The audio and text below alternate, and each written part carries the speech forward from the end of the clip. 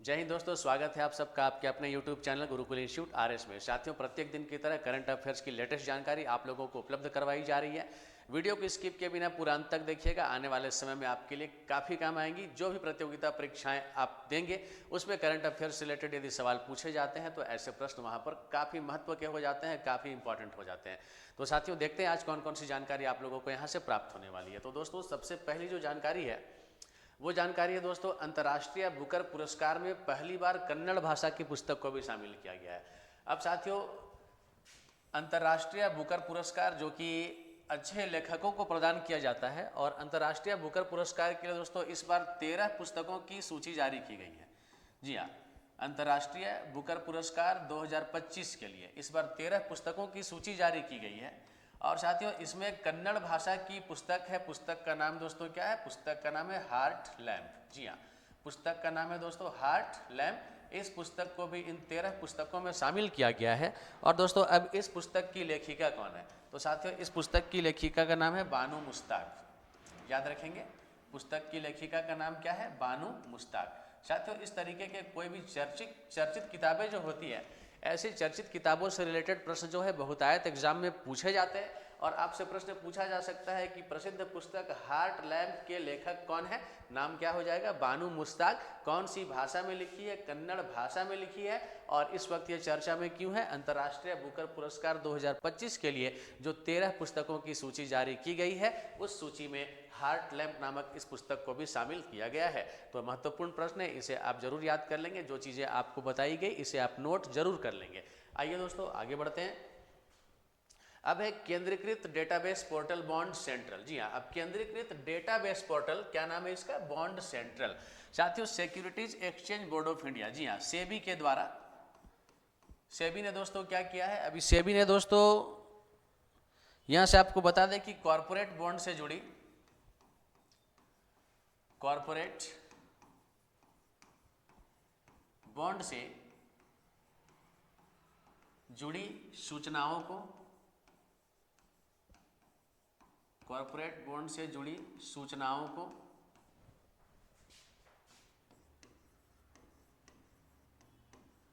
एकीकृत करने के लिए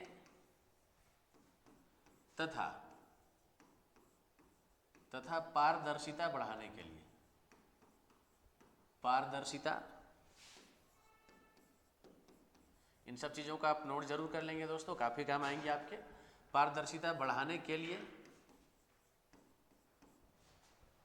बॉन्ड सेंट्रल के नाम से, जी हाँ, बॉन्ड सेंट्रल के नाम से साथियों एक केंद्रीकृत डेटाबेस पोर्टल को लॉन्च किया है, इसे शुरू किया है। अब दोस्तों, ये जो बॉन्ड सेंट्रल है, ये किसके द्वारा विकसित किया गया, किसके द्वारा बनाया गया? तो दोस्तों, मैं आपको बता दूं कि ये जो बॉन्ड सेंट्रल है, ये बनाया गया है ऑनलाइन बॉन्ड प्लेटफॉर्म प्रोवाइडर्स। जी हाँ, online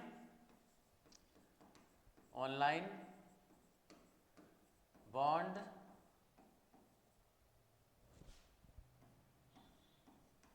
platform providers, bond central को ऑनलाइन बॉन्ड प्लेटफॉर्म प्रोवाइडर्स के द्वारा विकसित किया गया है। तो साथियों, याद रखेंगे यहाँ से क्या है बॉन्ड सेंट्रल, क्या है? एक केंद्रीकृत डेटाबेस पोर्टल है। उद्देश्य क्या है इसका? सेबी के द्वारा इसे साथियों शुरू किया गया है कॉरपोरेट बॉन्ड से जुड़ी सूचनाओं को एकीकृत करने के लिए तथा पारदर्शिता को बढ़ाने के उद्देश्य से बॉन्ड सेंट्रल को शुरू किया गया है। चलिए आगे बढ़ते हैं। और यहाँ से अगली जानकारी है, उत्तर प्रदेश में 5 नए आध्यात्मिक गलियारों की घोषणा। साथियों, पिछले दिनों उत्तर प्रदेश के प्रयागराज में महाकुंभ का सफल आयोजन किया गया। जी हाँ, उत्तर प्रदेश के प्रयागराज में आप सभी को पता है 60 करोड़ से अधिक लोगों ने, 65 करोड़ से अधिक लोगों ने संगम में डुबकी लगाई, आस्था की डुबकी लगाई।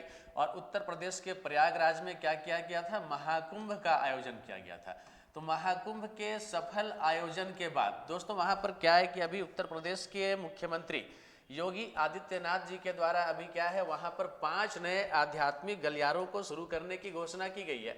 अब ये 5 नए आध्यात्मिक गलियारे कौन कौन से हैं? तो यहाँ पर मैं आपको बता दूं साथियों कि ये आध्यात्मिक गलियारे हैं प्रयागराज,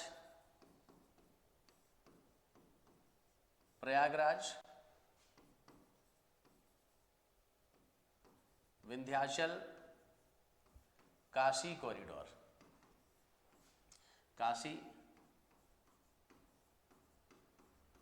कॉरिडोर तथा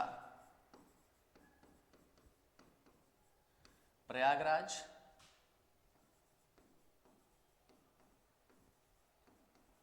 अयोध्या गोरखनाथ कॉरिडोर।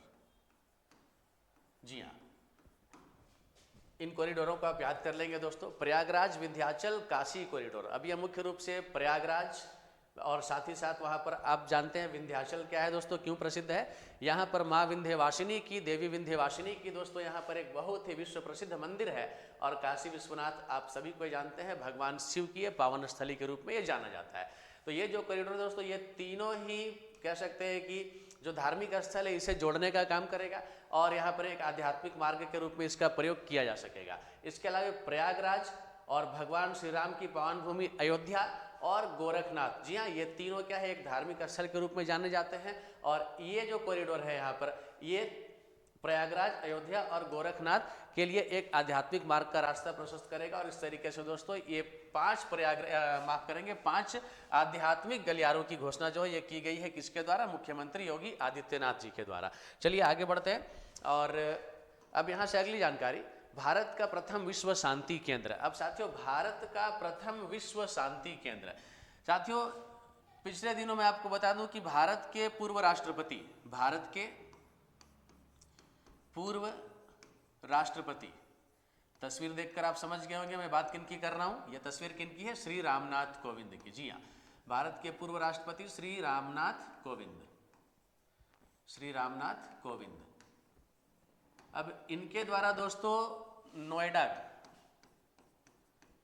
नोएडा के सेक्टर 39 में भारत के प्रथम विश्व शांति केंद्र का उद्घाटन किया गया है। अब दोस्तों ये जो भारत का प्रथम विश्व शांति केंद्र है ये किसके द्वारा बनाया जा रहा है, तो साथियों यहाँ पर मैं आपको बता दूं कि ये जो प्रथम विश्व शांति केंद्र है साथियों, ये जैन आचार्य है जिनका नाम है लोकेश मुनि।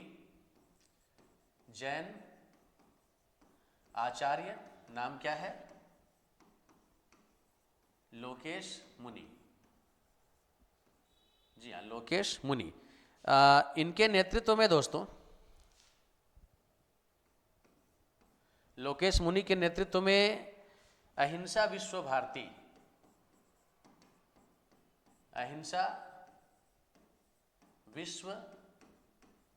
भारती के द्वारा इसका शुरुआत जो है वो किया जा रहा है। तो यहाँ से एक महत्वपूर्ण जानकारी है, इसे आप लोग जरूर नोट कर लेंगे। हम लोग एक बार फिर से स्लाइड की चर्चा करते हैं दोस्तों।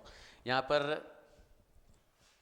लोकेश मुनि का नाम आप लोग याद रख लेंगे दोस्तों। एक बार फिर से देखते हैं, भारत का प्रथम विश्व शांति केंद्र, ये पूर्व राष्ट्रपति श्री रामनाथ कोविंद के द्वारा नोएडा के सेक्टर 39 में इसका उद्घाटन किया गया।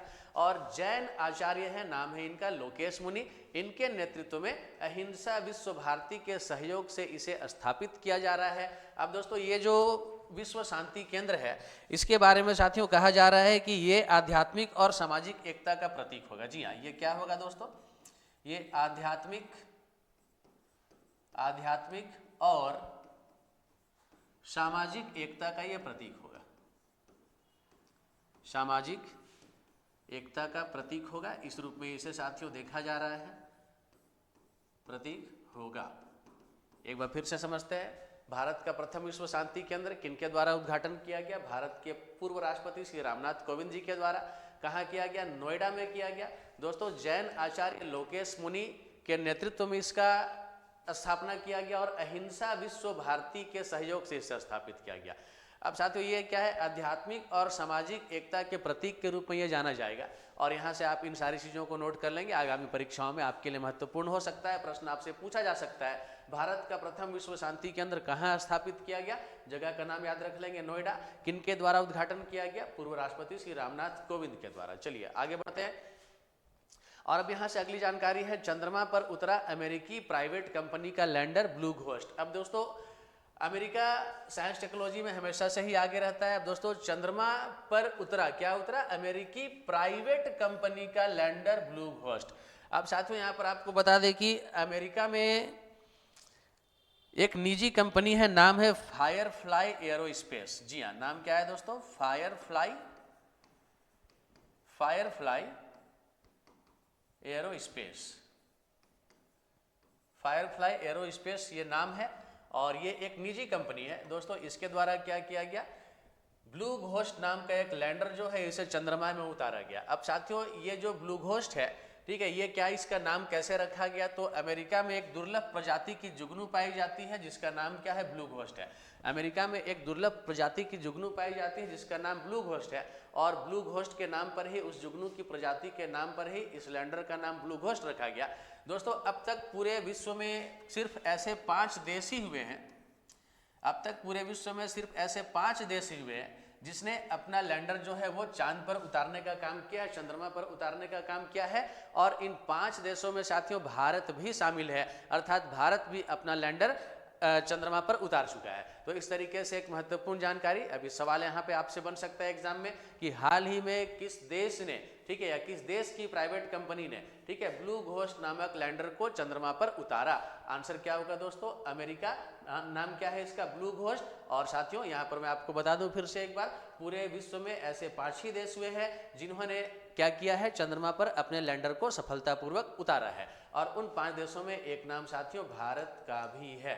चलिए आगे बढ़ते हैं और यहाँ से अगली जानकारी, चमगादड़ की नई प्रजाति। अब साथियों यहाँ पर चमगादड़ की नई प्रजाति, तो मैं आपको बता दूं कि ऑस्ट्रेलिया की यूनिवर्सिटी है, ऑस्ट्रेलिया की यूनिवर्सिटी है, ऑस्ट्रेलियाई यूनिवर्सिटी का नाम है अस्तानिया यूनिवर्सिटी, अस्तानिया विश्वविद्यालय या अस्तानिया यूनिवर्सिटी।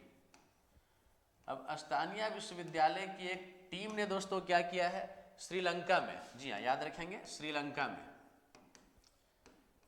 श्रीलंका में दोस्तों चमगादड़ की एक नई प्रजाति की खोज की है। अब साथियों ये जो नई प्रजाति है तो इसका नाम क्या है दोस्तों? इसका नाम है हिप्पोसाइडेरोस, हिप्पोसाइडेरोस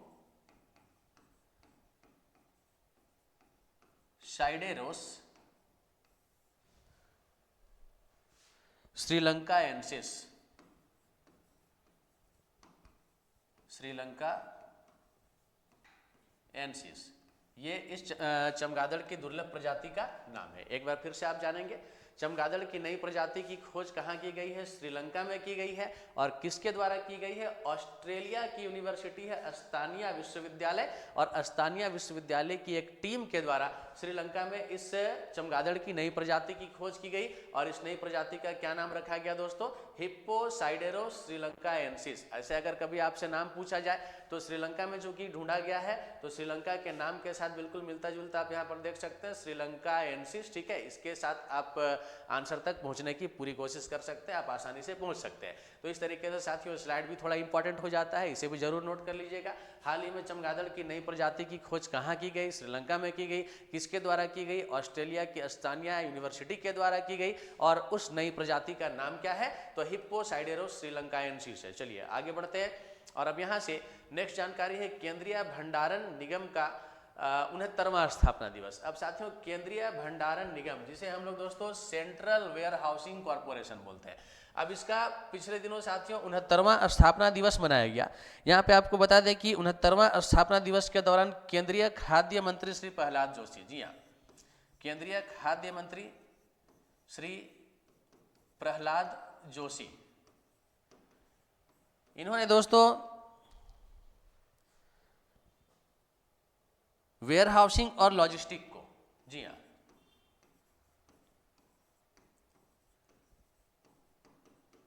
वेयर हाउसिंग और लॉजिस्टिक को आर्थिक विकास के प्रमुख चालक के रूप में,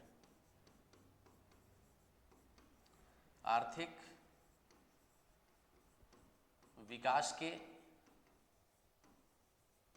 प्रमुख चालक के रूप में, प्रमुख चालक के रूप में रेखांकित किया, आर्थिक विकास के प्रमुख चालक के रूप में रेखांकित किया। साथियों इन चीज़ों को आप जरूर नोट कर लीजिए, आपके काम आएंगी। एक बार फिर से हम लोग देखते हैं केंद्रीय भंडारण निगम का 69वां स्थापना दिवस साथियों कहाँ मनाया गया? तो ये मनाया गया दोस्तों नई दिल्ली में, ठीक है ना, याद रखेंगे। और श्री प्रहलाद जोशी जी के द्वारा, ठीक है ना, वेयर हाउसिंग और लॉजिस्टिक को आर्थिक विकास के प्रमुख चालक के रूप में साथियों रेखांकित किया गया है। यहाँ पर दोस्तों मैं आपको बता दूं कि अभी क्या है, सरकार का एक लक्ष्य है, उस लक्ष्य की चर्चा हम लोग थोड़ा कर लेते हैं। यहाँ से आपको मैं बता देता हूँ, ये मैं यहाँ से मिटा रहा हूँ और आपको मैं सरकार की तरफ से क्या लक्ष्य तय किया गया है वेयर हाउसिंग को लेकर, लॉजिस्टिक को लेकर, इन सब चीज़ों को थोड़ा हम लोग जानने की साथियों कोशिश करते हैं। अब दोस्तों ऐसा है कि सरकार राष्ट्रीय लॉजिस्टिक नीति, राष्ट्रीय लॉजिस्टिक नीति, इन सब चीज़ों को आप जरूर नोट कर लीजिएगा। लॉजिस्टिक नीति और पीएम गति शक्ति पहल के तहत, और पीएम गति शक्ति पहल के तहत रसद लागत को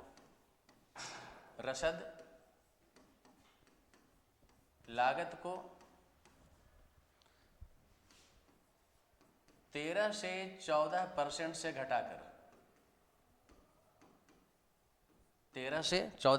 घटाकर 8% तक लाने का लक्ष्य रखती है। 8% तक लाने का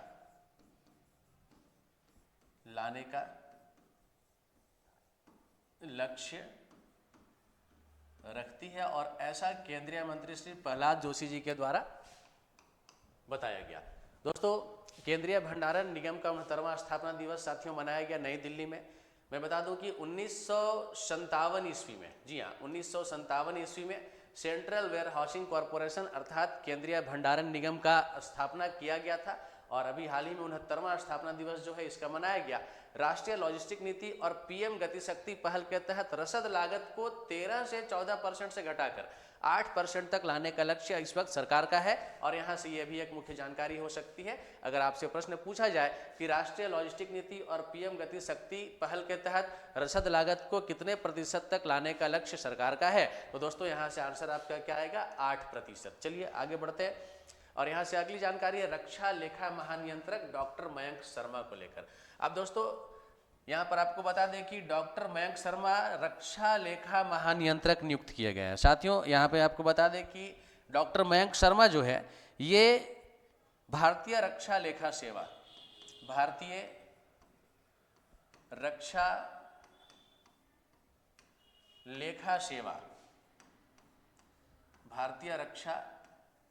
लेखा सेवा के 1989 बैच के पदाधिकारी हैं। 1989 बैच के ये अधिकारी हैं। 1989 बैच के ये अधिकारी है। दोस्तों रक्षा लेखा महानियंत्रक डॉक्टर मयंक शर्मा को बनाया गया है, और भारतीय रक्षा लेखा सेवा के 1989 बैच के अधिकारी है। चलिए इतना इसमें काफ़ी होगा, इसे आप लोग जरूर नोट कर लेंगे।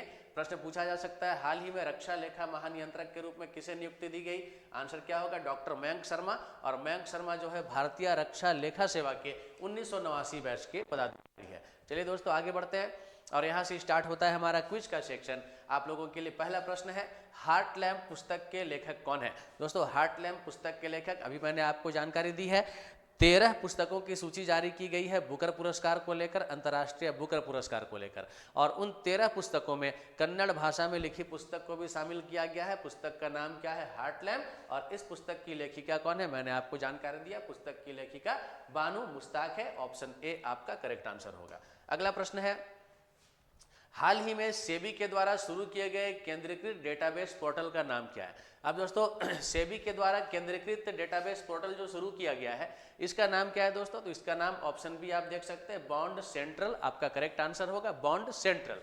नेक्स्ट क्वेश्चन, उत्तर प्रदेश के मुख्यमंत्री योगी आदित्यनाथ ने अभी हाल ही में कितने नए आध्यात्मिक गलियारों की घोषणा की है।